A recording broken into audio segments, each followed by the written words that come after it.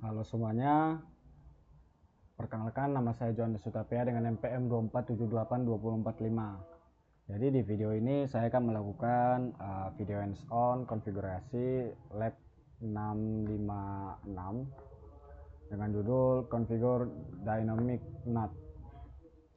Jadi singkatnya di sini tujuan dari praktikum ini ialah kita mengkonfigurasi Dynamic Network Address Translation ataupun Dynamic NAT pada router. Dynamic NAT ini digunakan untuk menerjemahkan dynamic network menggunakan kumpulan alamat IP atau NAT pool ketika perangkat pada jaringan internal mengakses jaringan luar ya router akan mengambil salah satu alamat IP publik yang tersedia pada pool untuk digunakan sementara selama proses komunikasi berlangsung. Jadi langkah pertama memuat access control list, menentukan alamat IP mana saja yang akan diterjemahkan oleh NAT.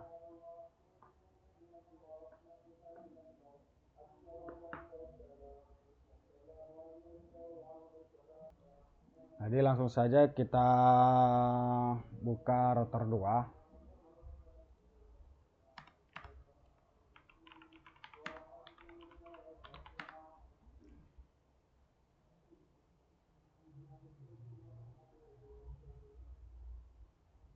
Jadi di sini kita masukkan perintah access list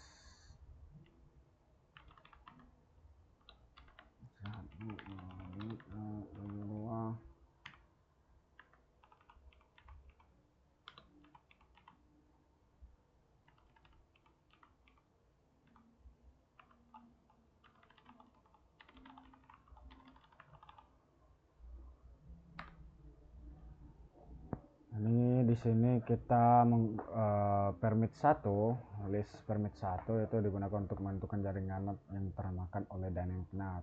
Nah, di sini seluruh alamat IP pada jaringan 172.16.0.0/16 itu digunakan untuk menggunakan proses translasi NAT.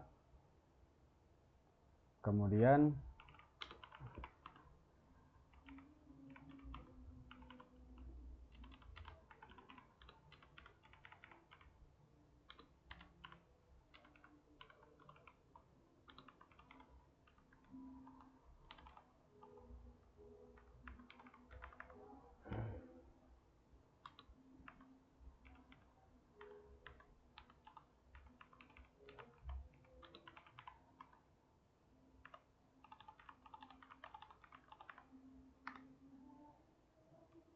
perintah IP NAT pool ini digunakan untuk membuat kumpulan alamat IP publik yang akan dipakai oleh dynamic NAT.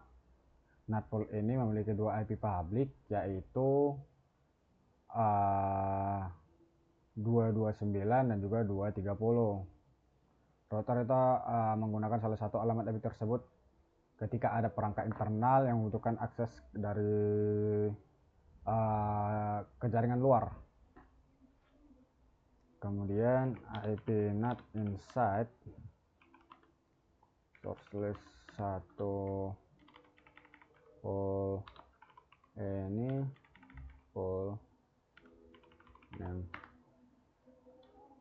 Nah, perintah ini digunakan untuk menghubungkan ASL nomor 1 dengan NAT pool. Dengan demikian semua alamat IP sesuai dengan ASL itu akan diterjemahkan menggunakan alamat IP publik yang tersedia dengan NAT pool. Kemudian interface serial 0/0/0 IP NAT outside. Nah, di serial 0/0/0 ini mengarah ke jaringan luar ataupun ke arah internet. Oleh karena itu interface ini ditandai sebagai outside menggunakan perintah IP NAT outside.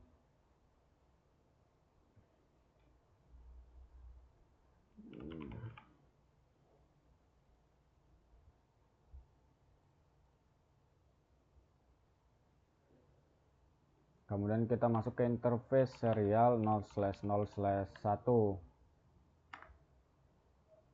IP NAT inside. Nah, di sini mengarah ke jaringan internal. Oleh karena itu, interface ini ditandai sebagai insight menggunakan perintah IPNet insight di serial 001. Router itu akan melakukan proses translasi ketika paket itu berpindah dari interface inside menuju interface outside maupun sebaliknya. Dan completion sudah 100%. Jadi kesimpulan dari praktikum ini yang dilakukan seluruhnya di router 2, tahapan konfigurasi itu dimulai dengan membuat access control list, kemudian membuat NAT pool, menggabungkan ACL dengan NAT pool, dan terakhir itu kita menentukan interface inside serta outside-nya. Nah, dengan konfigurasi tersebut, router itu dapat menerjemahkan alamat IP private menjadi alamat IP public secara dinamis menggunakan alamat yang tersedia pada NAT pool ketika perangkat internal melakukan komunikasi ke jaringan luar. Kira-kira seperti itu untuk pengerjaan Cisco Packet Tracer 6.5.6 dengan judul Configure Dynamic NAT. Saya akhiri, sekian dan terima kasih.